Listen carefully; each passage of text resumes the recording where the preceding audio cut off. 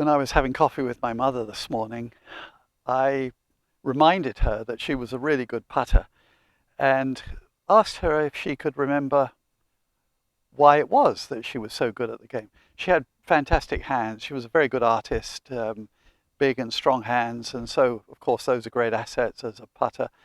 But she said that she could remember, and it was to do with the left hand. She said she discovered that when she allowed the hand to turn a little, as she described it, the left hand, it would be less effective. And when she learned to firm that up and keep it from turning, she became an extremely good putter. I had a hard time beating her.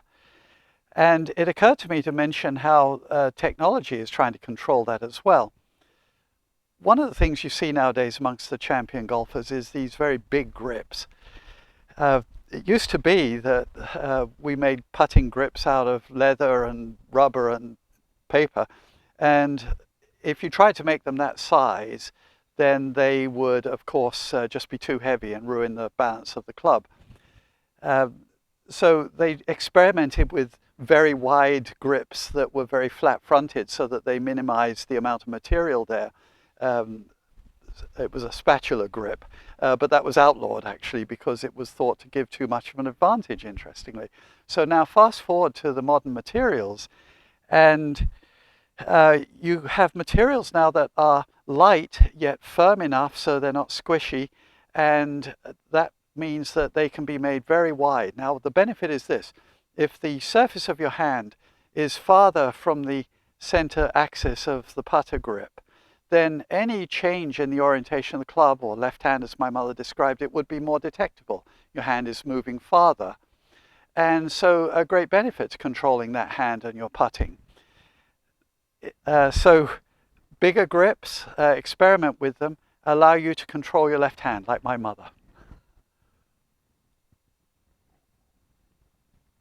Now it occurred to me to mention a couple of the other things that had changed over the years. Putters used to be just like an iron, just a simple blade of material with very little loft. They needed a little bit to get the ball up to the top of the grass because it wasn't as well manicured in the old days, but obviously it was designed to roll the ball. And then only a little bit after the same time period, when Gene Sarazen added a flange of material to the back of a niblick to make what we now call the modern sand wedge, they started adding that same kind of flange of material to the blade of a putter. And Jack Nicklaus, his arch rival Arnold Palmer, and of course Gary Player, Lee Trevino, they all used these flanged blades, which were greatly beneficial, had wonderful touch. They had this slight offset that put the hands ahead, again controlling what my mother preferred to control, but still very traditional in most regards. Then the rules permitted a club to have the shaft enter the middle of the head, and that changed everything.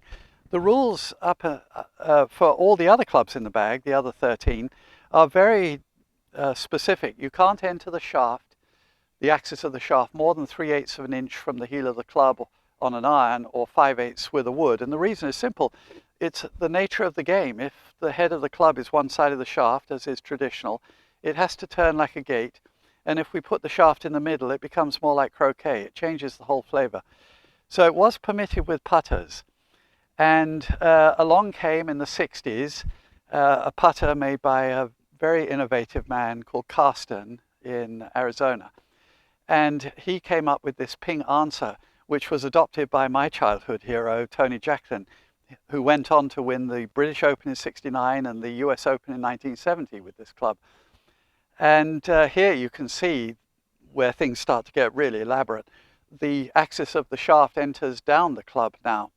And it's sort of a reference to the most early version of that called a Schenectady putter, if I'm not mistaken. So only putters can do that. It had obviously an even more elaborate offset right here. The hands are even more ahead. It had this flange on the bottom, and it had a cavity in the back, meaning that the weight of the club is concentrated at either end of the head. That meant that an off-center hit wouldn't deflect the club and turn the left hand. And so technology is always looking for ways to make a piece of equipment that works better. It's understandable. That's how they make their money.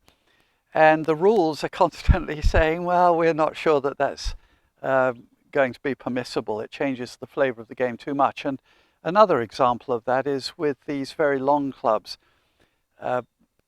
Some years ago, people adopted very long shafted clubs and actually clamped them against their body and putted in that form. Certainly people in my age group think that it's a bit of a cheat. Clamping the club anywhere against your body other than holding it with your hands and whacking it seems wrong. And so fairly recently they said anchoring it was no longer going to be allowed. So now people are adopting a variant where they sort of have other parts of them anchored, but the hand is away from the body. I'm still not a fan. And now people are also experimenting with a shorter version of the long putter where it runs up the inside of the left forearm and is anchored in that fashion. Still not a fan, but fairly typical of how people always, of course, try to improve their golf. Only recently in a championship, one of the great players said that he's going to use the one with it anchored against his arm, but thinks that probably it's cheating. He didn't use that term, but I'm sure that that's sort of what he implied. So equipment, it's changing all the time. Now the putters are extremely elaborate, but my mother's idea of controlling the left wrist, still very valid.